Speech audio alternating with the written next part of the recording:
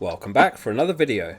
In today's video, I'll be running through my Gameweek 2 team selection and thoughts heading into this game week. Just before we jump in, only a small percentage of people that watch my videos are subscribed, so if you like the video, consider subscribing. It's free and you can always change your mind. Enjoy the video. We'll start off with a quick look back at how Gameweek 1 went. It was a strong start to the season, finishing with exactly 100 points on the dot. Veltman was a surprise absentee, reportedly having to self-isolate. The hope is that he'll be back in time for Game Week 2 against Watford, as the plan was to start him for that fixture. No real complaints overall, as only 4 players in the team blanked and hauls from both Bruno and Captain Salah. This puts us at 377k after Game Week 1 and a good foundation to build on. This early in the season the ranks are so closely condensed that green arrows and red arrows can be very volatile, so let's hope for another strong showing in Game Week 2. The first king of the game week is Bruno Fernandes off the back of his hat-trick against Leeds. He was recommended in the Game Week 1 captain's video in this channel, and congratulations to anyone who went with him. Make sure you're subscribed so you don't miss the next captain's video this week. On to the Game Week 2 team selection. Sanchez starts in goal, who conceded a single goal away to Burnley and made 2 saves. One slightly unbelievable stat from Game Week 1 is that Sanchez created a big chance in that Burnley game. He plays Watford at home as Brighton look for consecutive wins. The back 4 remains the same with Trent, Cancelo, Shaw and Veltman starting. We'll keep an eye on Veltman news in case of missing another game. However, Ayling was included in the squad as a good rotation option with Veltman if required, so it's not a big concern.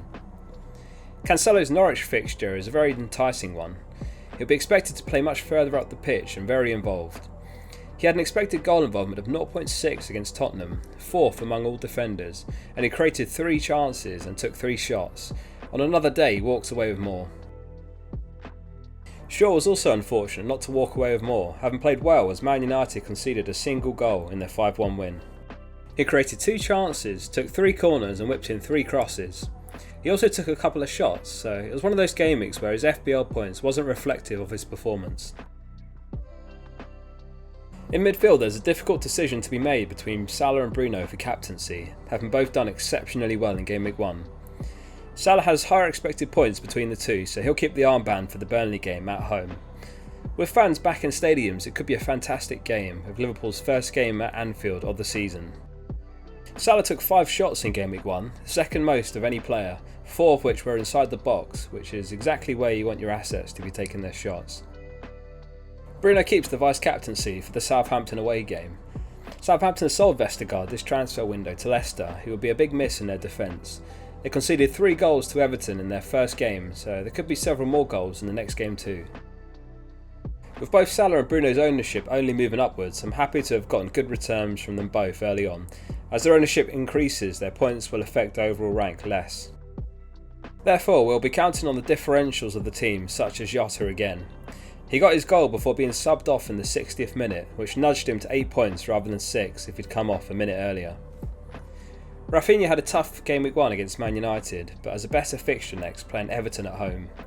He's got a couple of challenging fixtures at the start of the season, but the hope is to hold him longer term.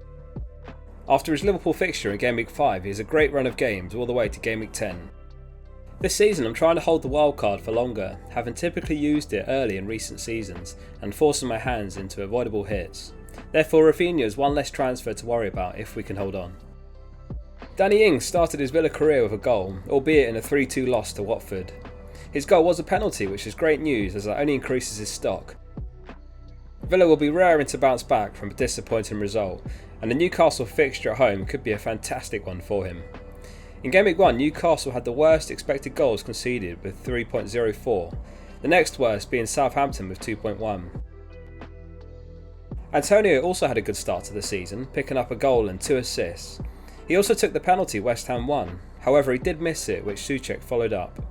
We'll have to see whether he or Rice or perhaps someone else takes the next one. Antonio had the highest XG and XGI of all players in the first round of fixtures with 1.64 XGI. Putting Ayling first on the bench ended up a shrewd move, with him subbing on for Veltman.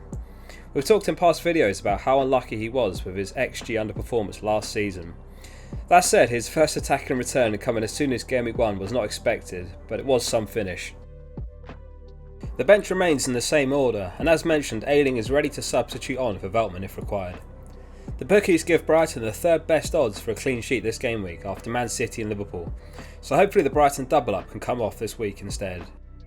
There's no transfer plans for Game Week 2, with the team looking in good shape still, and Game Week 1 not throwing up any surprises. Although it's there, it's best to not feel like you should always use it. A bank transfer is a massive advantage and enables more aggressive team changes if required. So we'll roll it and use 1 or possibly 2 in Game Week 3. How did your Game Week 1 go? Leave a comment to let me know. I'm interested to know who you've got the armband on as well. I read every comment, so if you enjoyed the video, let me know. Lastly, please remember to like the video and hit subscribe to support the channel, and see you very soon for the next video.